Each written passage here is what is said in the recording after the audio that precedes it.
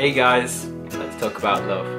I hope all of you have caught Judd Apatow's Love at some point or another. There's been a lot of breaks in between shooting the seasons. The show is fantastic and I'm just going to break it down and get into it. As you know, I don't like to break down seasons one by one. I like to watch the whole show and give you my feedback on the whole property. We'll start with the current season, as it is unfortunately the penultimate season for the series as a whole. Season 3 has a really sweet and satisfying ending, and it does fan favours all the way till the end. There is a slight gripe with it though. It doesn't answer a major plot point from season 2, which it's kind of shoehorned in and kind of like mentioned a little bit, but they don't actually address it in the series, and it looked like it was going to be a major plot point going into season 3. I think that because it had to be the final season, they had to speed up the transition and get you to the place where they needed you to be by the end of the show. The show overall is really punchy and really dry and snappy sense of humour, more so in this final series I'd say. There's touches of cringe humour which British fans I should imagine quite like, so that is that's basically British telly. I'm just going to apologise from this for the start. I'm going to say Apatow. I know it's Apatow, but just give me that. Fans of Judd Apatow will have followed his past works, and you've realised that all of his things that he does have common themes. The common themes are a little bit like, if you know anything about me, how big a fan I am of John Hughes. His stuff is very similar to John Hughes in that he takes reality and he takes what is going on in real world events and puts that on screen. But his mastery of it is that he can do that and make you laugh as well, showing the funny side of serious things in life and serious things in everyday realities that we have to face. For projects like Judd Apatow's, you have to have good actors. You have to have actors that can give you a balance in scenes where you take dramatic things that happen and you can flip them in an instant and make a funny out of them. The reality vibes have to be pushed from the setting all the way through the actors to make the world feel real. The show gives off that. It gives a reality vibe. It gives off this is, you know, a funny story that could happen and happens in everybody's lives at some point, especially with what the show deals with thematically is new romances, a romantic comedy but with drama aspects.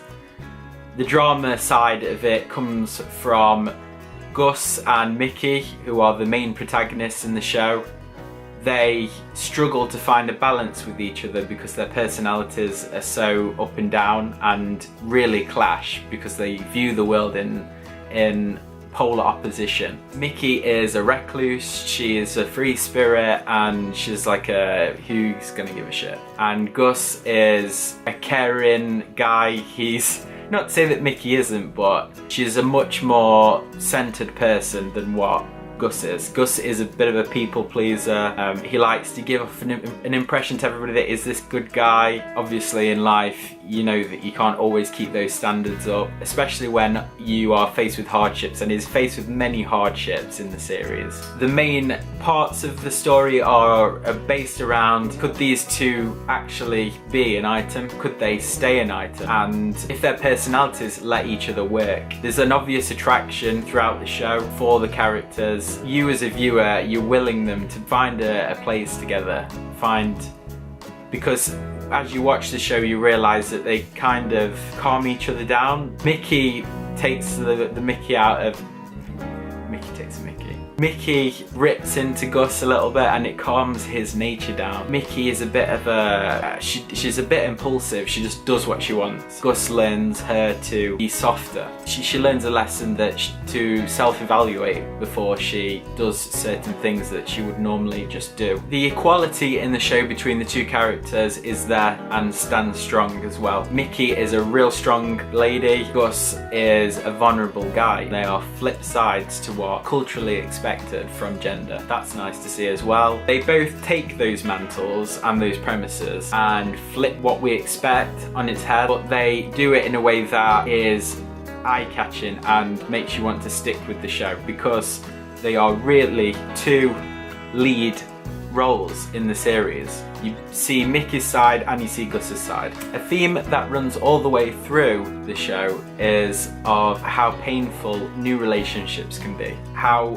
paranoias form around that new relationship. Texting is a thing in the show that's mentioned. I think it's in season 1, where you're waiting on a text and you're not getting it back, and it builds that. It's like it's all day. It's going through your mind. Why haven't I got a text back? Why hasn't this person text me back? That's just one of the many things that are in the show that really strike to what is core to us, modern day society, and new bonds being created between two people. Those bonds early on can be quite painful while you are building that trust. Trust is a big part of the show. Knowing when to rely on a person and figuring out that person as best as you can is all part of what goes into making a relationship. I'm sure all of you guys understand that. It just goes back to creating this whole roundness of you're watching their relationship develop. I touched on the lessons that the characters learn throughout the show. Gus learns a major lesson in that he has old scars and things that hurt him in the past, things that he semi is dealt with but not fully, and they've left a hole in him. They've left a hole in his personality. He addresses that throughout the show, but it all comes to a head in season 3.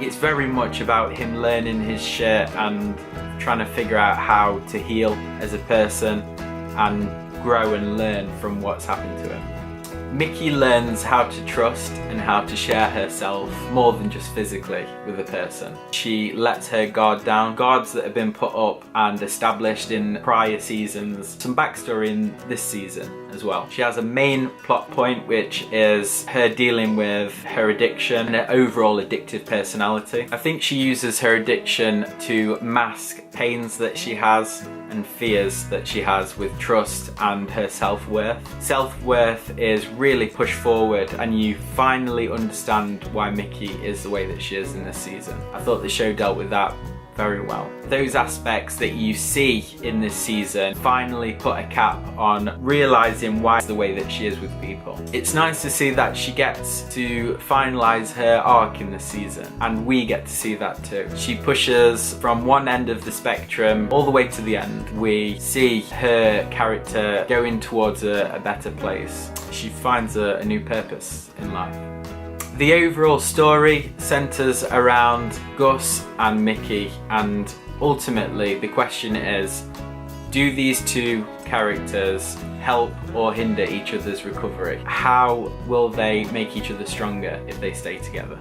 Okay, the world building in the show is a big part of what makes an overall series feel real and makes us as an audience invested in the show. I think that the Los Angeles locale touches of New Hollywood is perfect to show what a modern romance is, what a true millennial romance is. Because we're so pushed with movies and shows of past and of old, you have that black and white mentality of two lovers coming together and having this perfect relationship, and Hollywood's great and everything's amazing in LA, and nothing runs. If there's drama, it always smooths out by the end, and that's not really what the world is. And I'm sure you all know that it's all crap, basically. There's a niceness in that even after all of that rubbish that there is, that there can still be things that are honest. And the show is really honest and still feels like an old-fashioned vibe, because the characters care about each other and they want each other to do well. The locale and the world is very smart, snappy and funny, as the show is. Dry. You see the the fakeness that is everywhere, and that's part of the appeal of the show as well, that it points out what we all know about modern day Hollywood. What a lot of series miss out on is what Judd Apatow is most strong at. He brings reality, a modern day depiction. He can do that in a funny setting. He can deal with drama and then throw you straight into comedy. The characters as a whole in the story, the supporting actors, everything goes into making the world and making the show feel really whole and well-rounded. I've probably said well-rounded about 5 times in this, but that is really what the show is. It's very naturalistic. There's, you know, there's warm and bright colours of LA, and it's sunny, but I really like